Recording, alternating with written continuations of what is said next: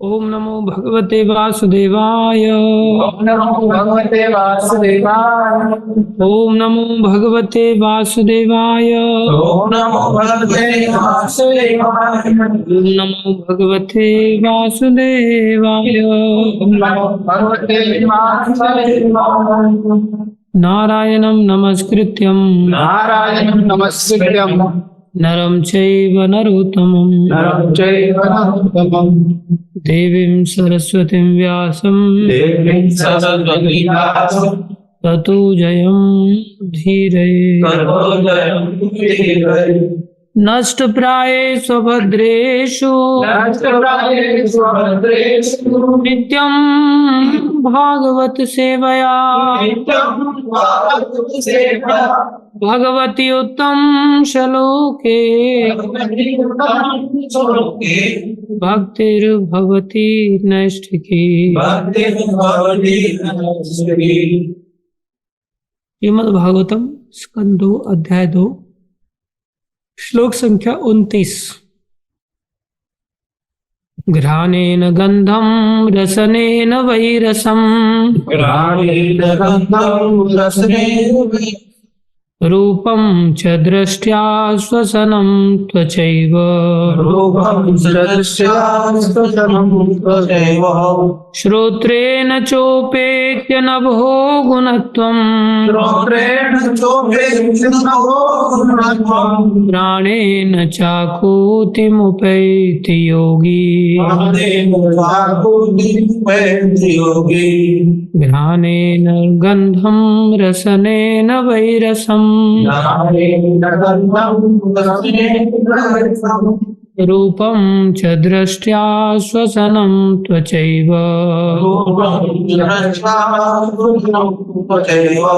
श्रोत्रेण चोपेत्य नभो गुणत्वं प्राणेन चाकूतिमुपैति योगी घ्राणेन गंधं रसनेन वैरसं रूपं च दृष्ट्या श्वसनं त्वचैव श्रोत्रेण चोपेत्य नभो गुणत्वं प्राणेन चाकूतिमुपैति योगी।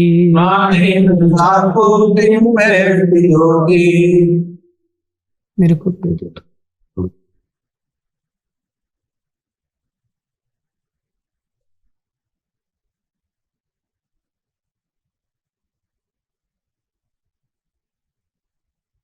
शब्दार्थ घ्राणेन सूंघने से गंधम सुगंध रस स्वाद से वही ठीक ठीक रसम स्वाद रूपम स्वरूप च भी दृष्टया दृष्टि से श्वसनम संपर्क त्वचा स्पर्श एव मानो श्रोत्रेण कान के कंपन से भी उपेत्य प्राप्त करके नभ गुणत्वम आकाश की पहचान घ्राणेन इंद्रियों से च भी आकुतिम भौतिक कार्यकलाप उपैति प्राप्त करता योगी भक्त।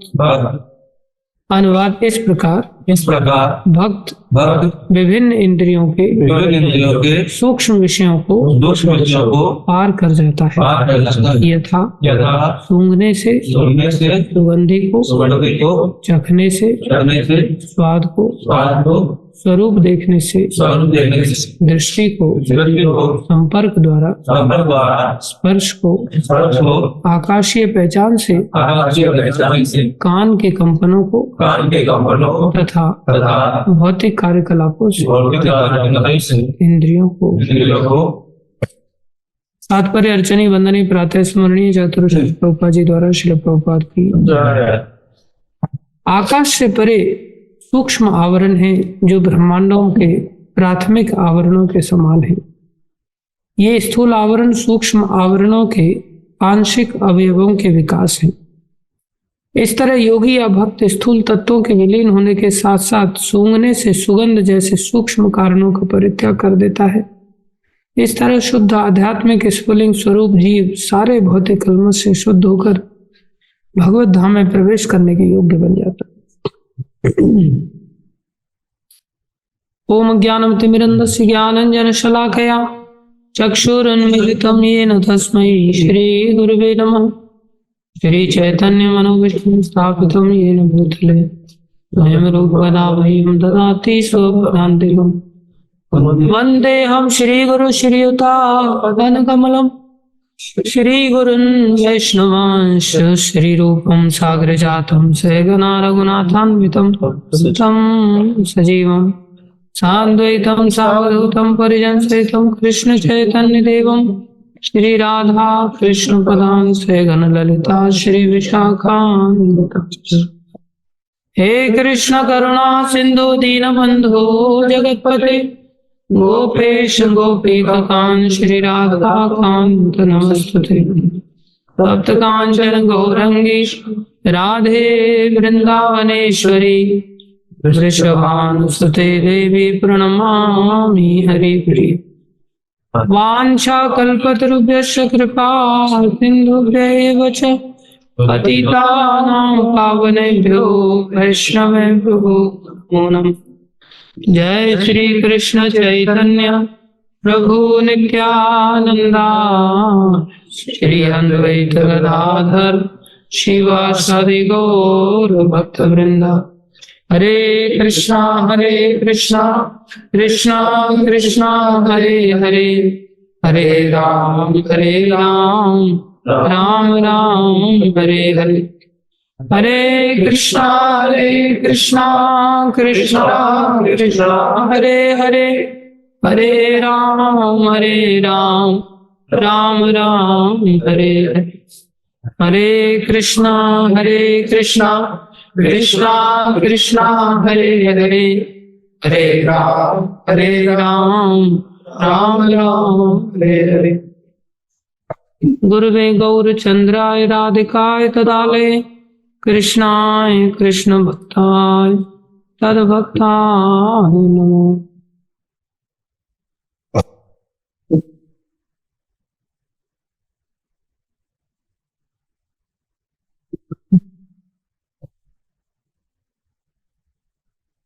हरे कृष्णा।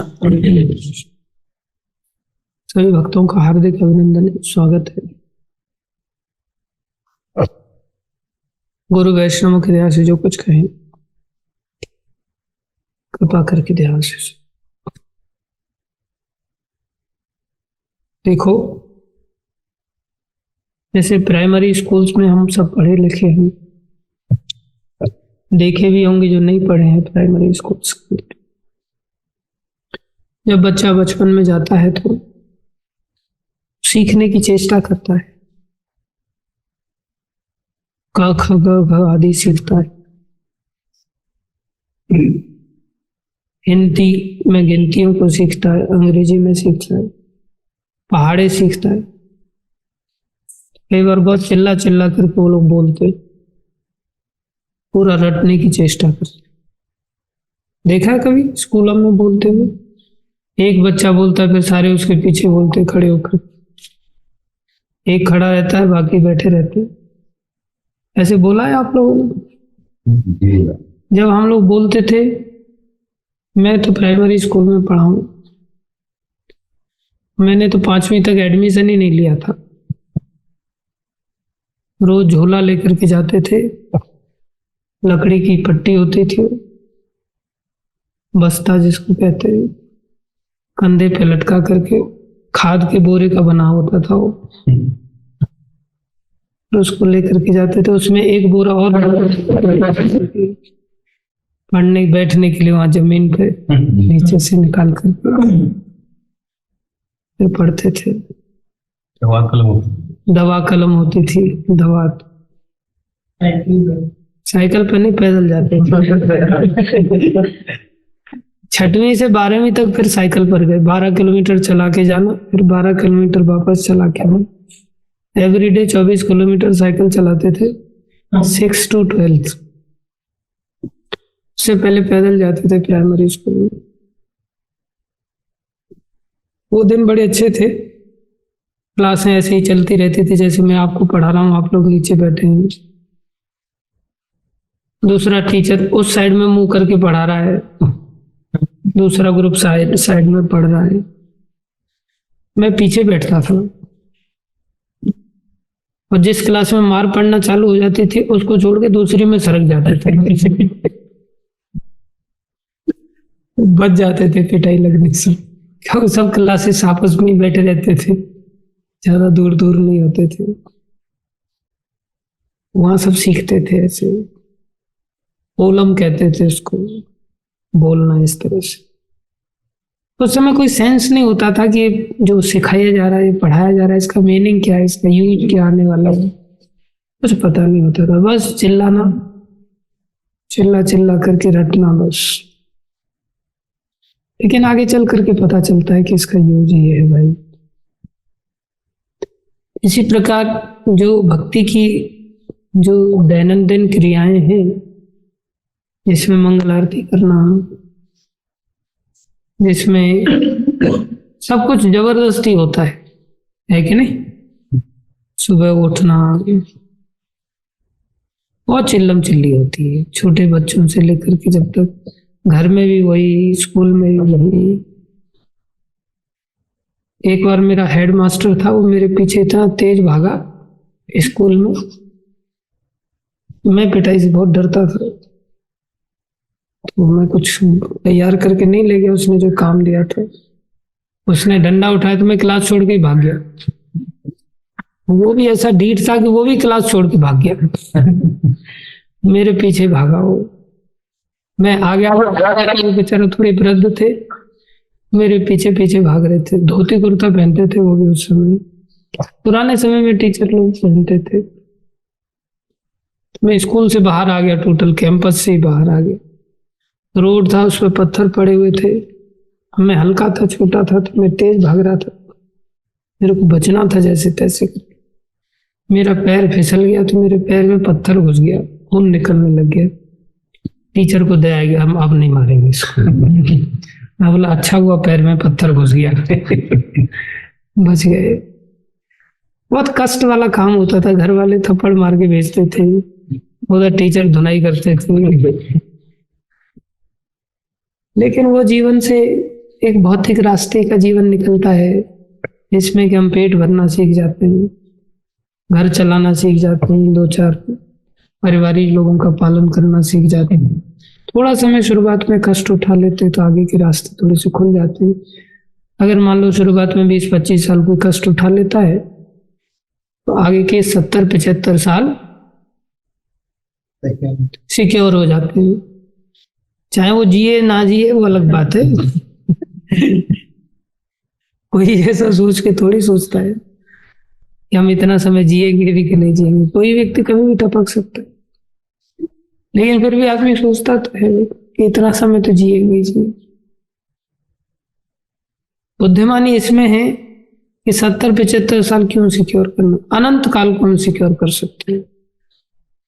अनंत काल को सिक्योर, अनंत काल को सिक्योर करने के लिए भौतिक पढ़ाई के अतिरिक्त आध्यात्मिक पढ़ाई का आश्रय लेना पड़ेगा। और इसमें भी चिल्लम चिल्ली है, यहाँ भी कोई सहजता से चीजें नहीं होती। सुबह में उठना पड़ेगा, बहुत माथापच्ची होती है, उठाने वाले के लिए भी, उठने वाले के लिए भी, है कि नहीं? दर्द तो नहीं कर रहा शरीर अभी? ठीक है, अभी नहीं ठीक कर रहा है, थोड़ा सा आराम कर ले, टेका लगा ले, उससे दीवार से लगे। बहुत कष्ट उठाना पड़ता है, लेकिन भाई बिना कष्ट उठाए तो 2 वक्त की रोटी भी संसार में नहीं मिलती। आपको क्या लगता है कुत्ता बन जाएंगे तो चैन की नींद सोएंगे? देखो कुत्ते कब से मंगल आरती कर रहे हैं।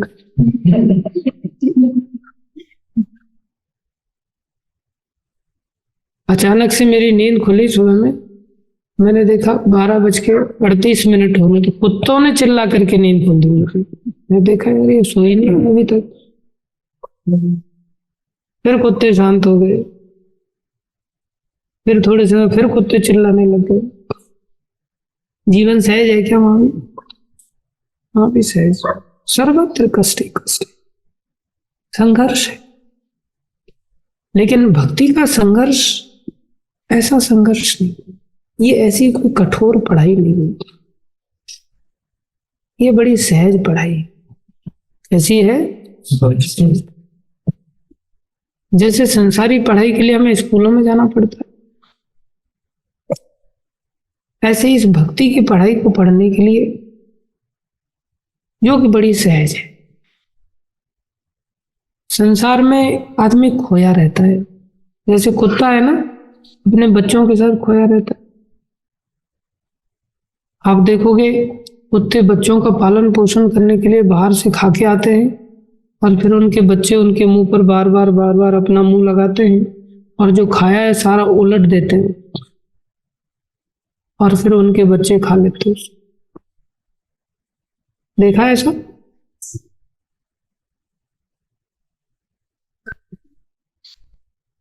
वो भी अपने मुंह में कबूतर वगैरह भी भर के लाते हैं और वो फिर निकाल करके खिलाते हैं। वैसा तो पॉकेट में लेके आ नहीं सकते, झोले में ला नहीं सकते, वो इतनी अकल है नहीं, तो उनको पेट में ही लेकर के आना पड़ता है और उसको उल्टी करके खिलाते हैं। कितना लालन पालन करते हैं। एक गाय भी अपने बच्चे के प्रति कितना आकर्षित रहती है, कितना लालन पालन करती है। एक वीडियो देखा मैंने, उसमें पुराने समय में आप लोगों ने चिड़िया पकड़ी होंगी, हमने पकड़ी है, कलर करते थे, फिर चिड़िया पर पकड़ करके फिर छोड़ देते थे उनको।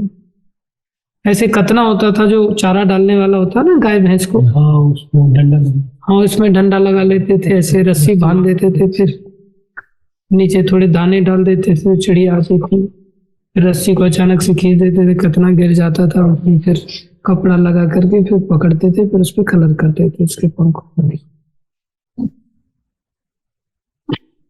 मैं देख रहा था कि एक चिड़िया का बच्चा है, वो बाहर है उस कतने से और अंदर दाना पड़ा हुआ है। चिड़िया बराबर अंदर जा रही है और अंदर से निकल करके बाहर अपने बच्चे के मुंह में दाना डाल रही है। अंदर जा रही है, अंदर से बाहर निकल के अपने बच्चे के मुंह में दाना डाल। वहां टैग मार्क लिखा था, only mother can take such a risk. माई इतना बड़ा रिस्क ले सकती है कि उसको पता है कि मैं पकड़ी जा सकती हूँ इसमें, लेकिन फिर भी वहां से दाना उठा करके बच्चे को खिलाया। वो भी तो माता और बच्चों का, अपना परिवार का जीवन है। क्या संसार में ऐसा रिस्क नहीं उठाते हम लोग? संसार में माँ बाप वगैरह भी ऐसा रिस्क उठाते हैं ना, तो कोई बड़ी बात है क्या ऐसा? इतनी अकल तो चिड़िया को भी है, इतनी अकल कुत्ते बिल्लियों को भी है, वो भी लालन पालन अच्छी तरह से कर ही लेते हैं, सब कुछ हो ही जाता है। तो उनके लालन पालन में और हमारे लालन पालन में क्या अंतर है?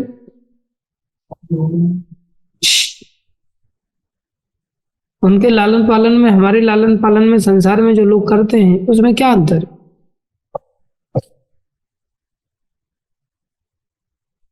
लोग कितना डूब जाते हैं ना संसार में। हम कल गए थे किसी परिवार से मिलने के लिए, वो अपने मामा मामी और मम्मी पापा बच्चों को लेकर के इतनी चर्चाएं कि एकदम से बोले मैंने मम्मी को सरप्राइज दिया, इधर पापा को सरप्राइज दूंगा मैं। अब अचानक से मेरी बहन आ गई, बोले बहन को मैंने बुला लिया, वो सरप्राइज देगी। क्या मिल जाएगा इससे? पूरी सरप्राइज की दुनिया। सरप्राइज होगा, अचानक से मृत्यु आ जाएगी, वो सरप्राइज दे देगी फिर सब। अचानक से किडनी फेल हो जाएंगी, सरप्राइज। संसार में वैसे ही सरप्राइज रोज होता है। हर व्यक्ति गुड मॉर्निंग कहता है एक दूसरे को, कहने के लिए बाध्य होता है, क्योंकि वो जानता है गुड मॉर्निंग होना भी बहुत मुश्किल है। रात अच्छी तरह से गुजर जाए और आदमी सही सलामत जाग जाए, हार्ट अटैक नहीं हुआ है, गुड मॉर्निंग देखता है, हाँ मॉर्निंग गुड है भाई। तो रोज का ही सरप्राइज है, एक दूसरे को देखना ही अपने आप में सरप्राइज है कि हम जिंदे हैं। मृत्यु लोक इतना भयानक है। एक राजकुमारी एक रानी हवेली पर ऊपर महल के ऊपर खड़ी थी।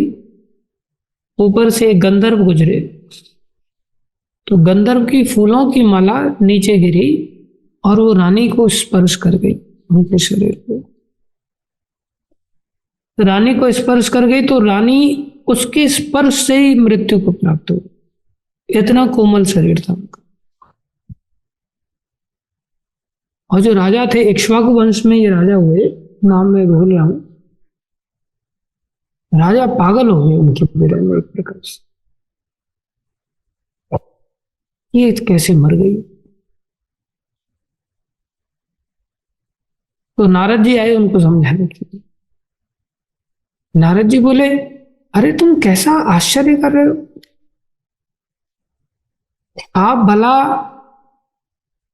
एक पक्षी को एक ऐसे पिंजरे के अंदर जिसमें कि 9 रास्ते हों अंदर जाने के और बाहर आने के, और सारे के सारे रास्ते खुले हों, तो उस पक्षी को उस पिंजरे के अंदर देख करके आश्चर्य होगा या पिंजरे से उड़ने में आश्चर्य होगा? तुम बताओ। स्नेहा ना, किसमें आश्चर्य होगा?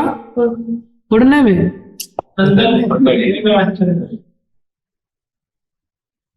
थोड़ा दिमाग लगाओ। जब सारा पिंजरा खुला है, 9 रास्ते हैं,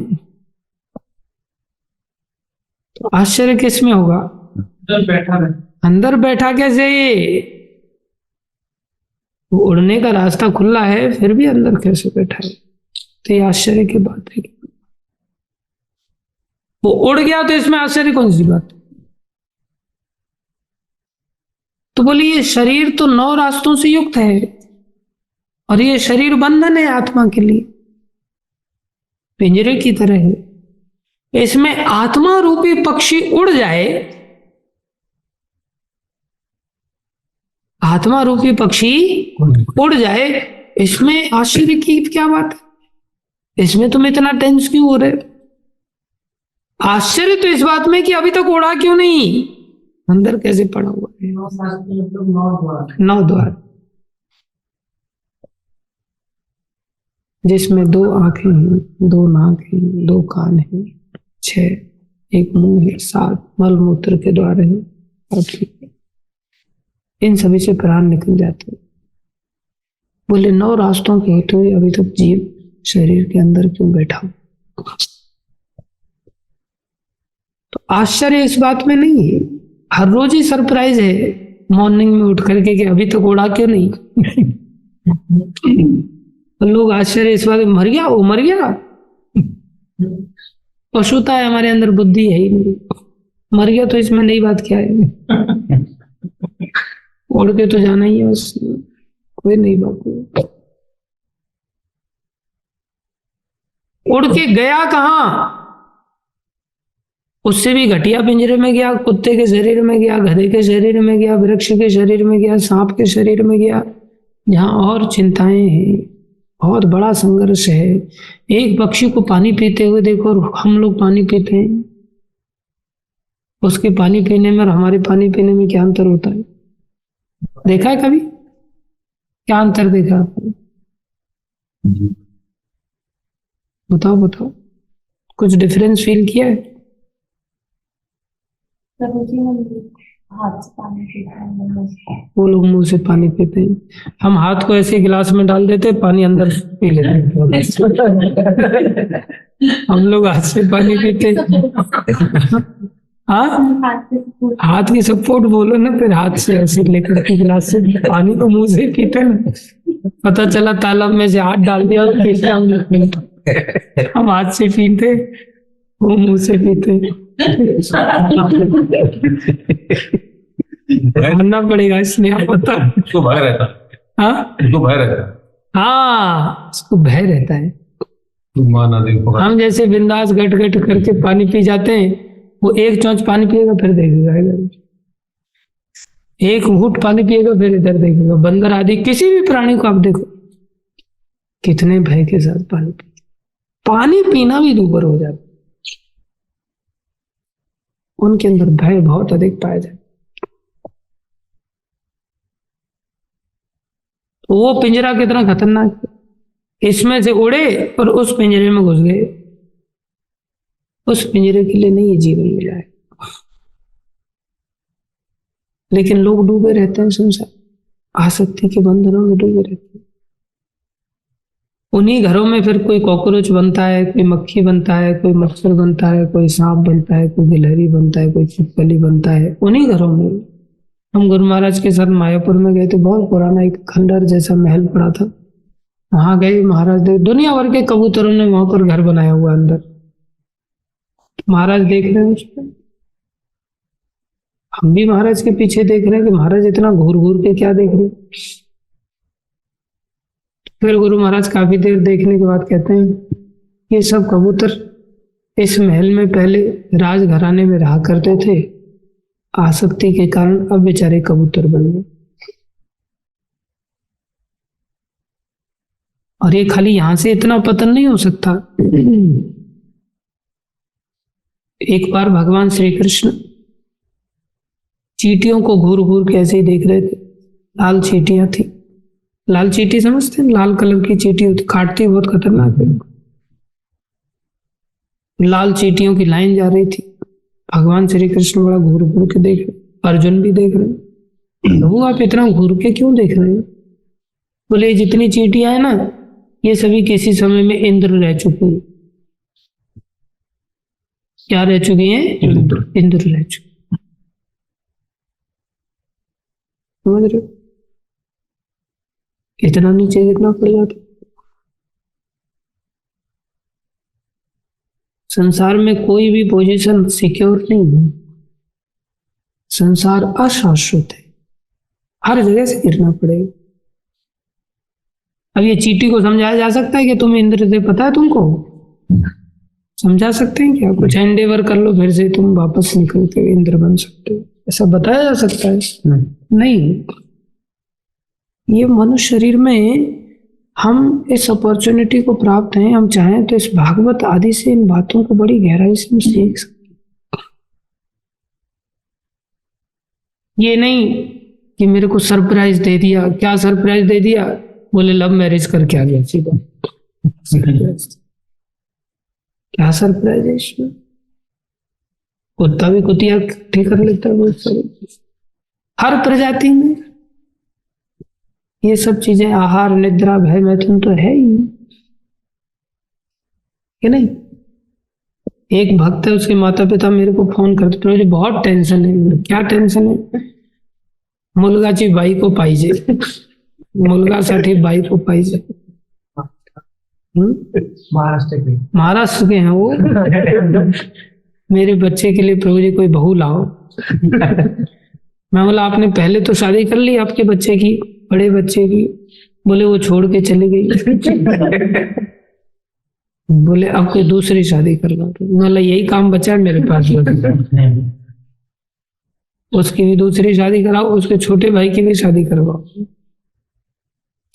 वो भक्ति कर रहा था। बोला ठीक है, कोई नहीं, ढूंढ लिए मैंने उसके लिए, चिंता मत करो। तो बड़ी ठंडक पहुंचती है उनको। ढूंढ लिए ना प्रभु जी? मैं हाँ ढूंढ लिए मैंने, चिंता मत करो। संसार में पूरा केवल ऐसे ही है, लोग डूबे हुए हैं पूरी तरह से। एक दूसरे को सरप्राइज देकर के अचानक से फिर मौत के सरप्राइज का सामना करना पड़ जाता है। फिर अचानक से हम लोग सरप्राइज देते हैं उनको, भयानक। बोले ऐसे शक्ल को देखी नहीं कभी। बोले अब देखो ना, दिखा रहे अभी तुमको, और भी खतरनाक दिखाएंगे। पहले चलो, बोले अलग अलग डिपार्टमेंट है हमारे, इतना खतरनाक हो जाता है।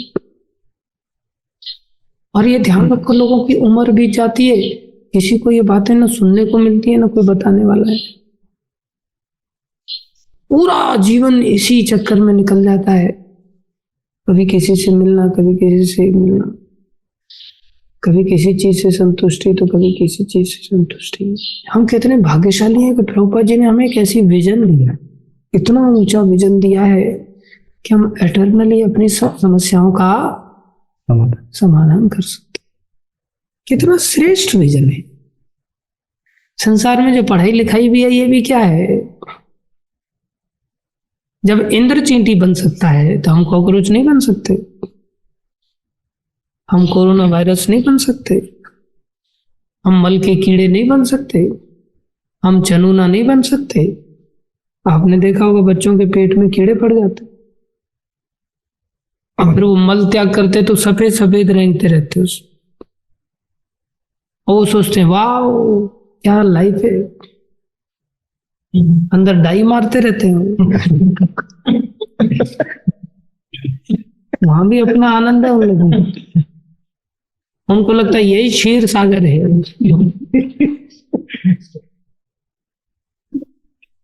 क्योंकि वो बच्चे लोग दूध दही खाते हैं ना, तो उनके पेट में इसलिए दूध के कारण फिर उनका दूध वगैरह बंद करना पड़ता है। बोले क्षीर सागर को बैन लगाया जाता है सर।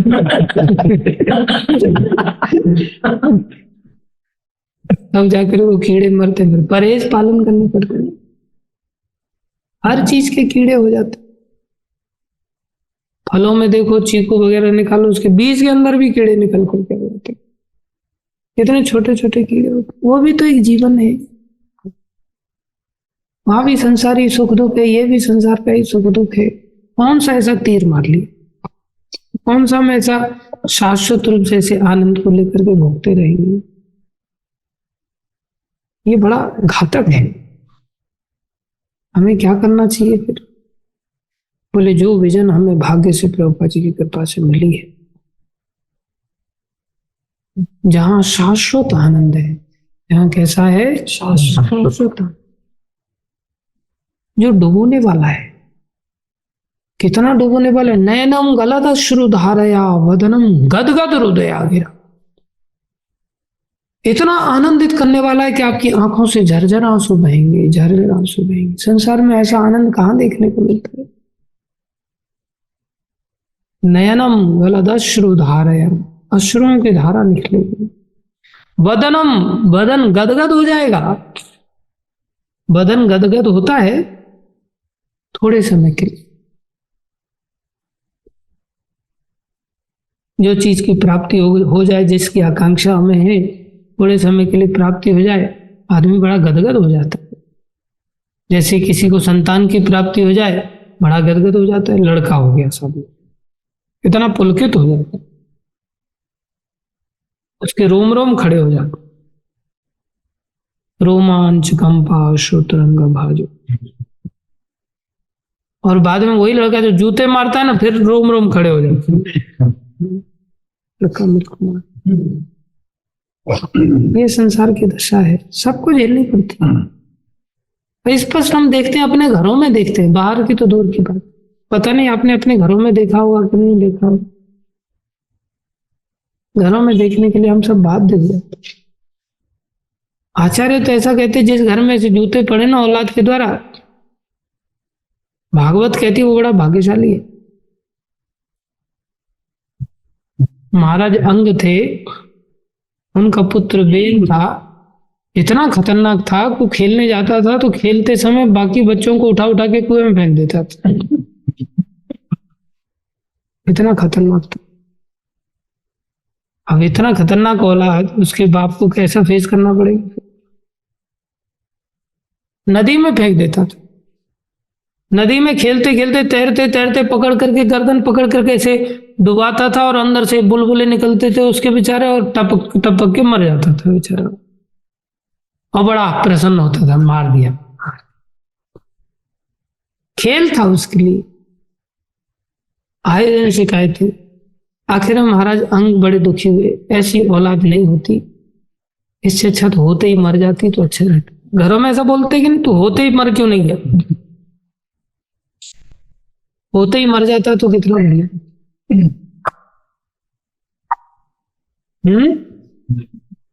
अभी भी सुनने को मिलता है ना।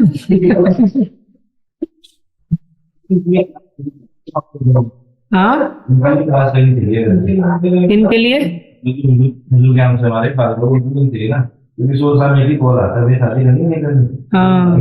हाँ, सही बात है। उनका वही अंडरस्टैंडिंग है ना, क्या कर सकते। आखिर में इन्होंने घर छोड़ दिया, एकदम परेशान होकर के रात को एक जंगल में चले गए। राजा थे, जब घर छोड़ दिया, जंगल में जा रहे हैं, तब अंदर ही अंदर फील कर रहे हैं ये औलाद इतनी बढ़िया हो गई, ये बहुत बढ़िया, इतनी खतरनाक औलाद निकली, कितना भगवान ने कृपा कर दी।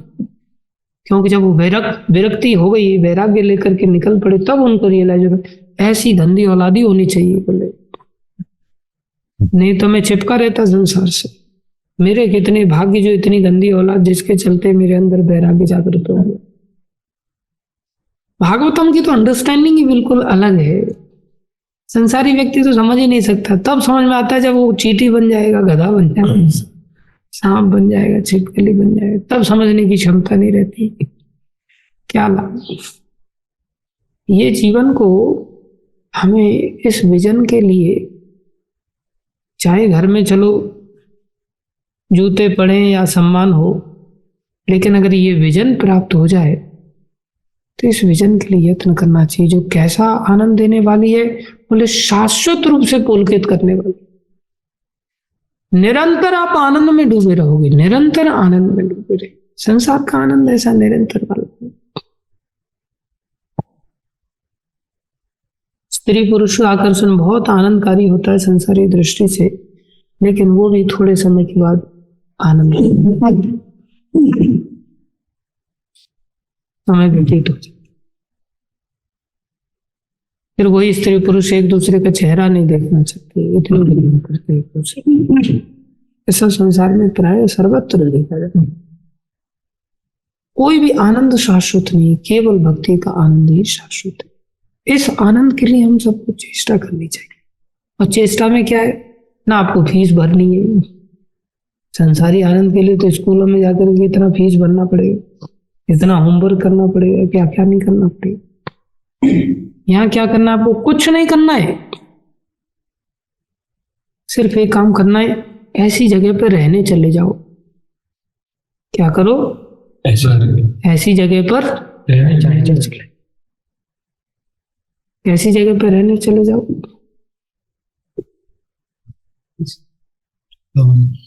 ऐसी जगह पर, मतलब कैसी जगह पर मत रहो जहां आसक्ति हो। बोले पक्षी क्यों नहीं उड़ के जा रहा है?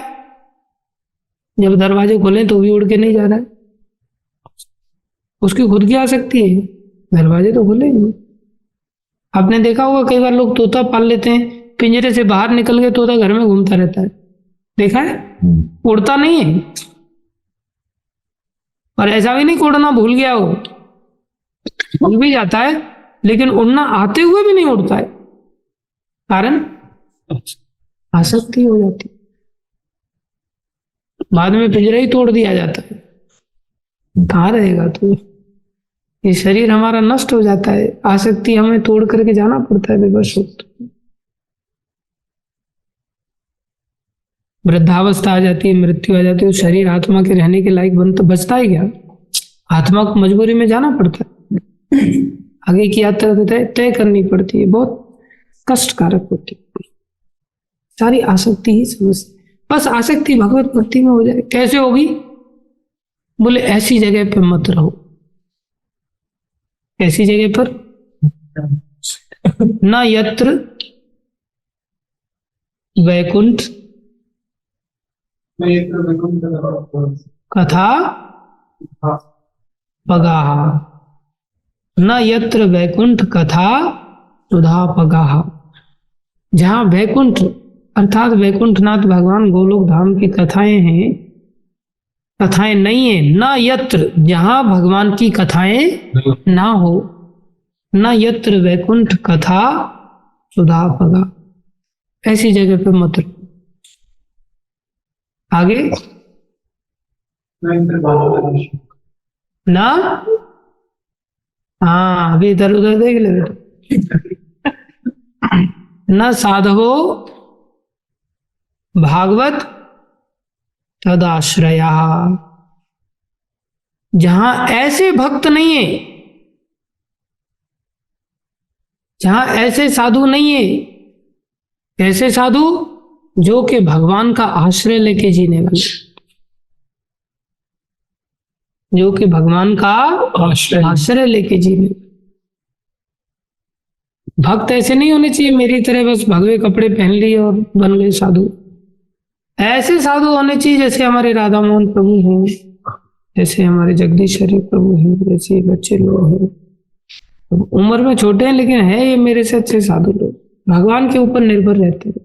न भाड़े की टेंशन, न बिजली बिल का टेंशन, न रोटी का टेंशन, न सब्जी का टेंशन। बिंदास चले जाते हैं मंडी में, देना है तो दे, नहीं देना है तो आगे चलते हैं। कोई टेंशन नहीं, भगवान के ऊपर निर्भर रहते। न साधवो भागवत तदाश्रया। दूसरा चीज जहां नहीं होती है, तीन चीजें जहां नहीं है वहां बिल्कुल मत रहो। तीसरी चीज, हाँ, न यत्र यज्ञेश मखो महोत्सवा। होली मत दे तो बीच में मत खा। जहां महोत्सव भक्त लोग न कर रहे हो, जहां यज्ञ ना होगा। तीन चीजें बोले जहां नहीं है।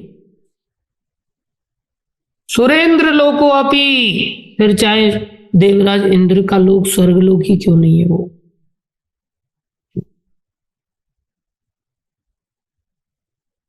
जहां पर तीन चीजें नहीं होती हो ऐसी जगह पर मत जाओ, जीवन को मत दो। जहां ये तीन चीजें होती हैं वहां चले जाओ, अपने आप प्राइमरी स्कूल की तरह सीख जाओगे। शुरुआत में जबरदस्ती होगी, आगे चल करके रियलाइज कर लोगे और ये जीवन सफल हो जाएगा। धन्यवाद सभी भक्तों को। भागवत महापुराण की जय, श्री प्रभुपाद की जय, श्री गुरु महाराज की जय, अनंत कोटि वैष्णव वृंद की जय। आप सब भक्तों को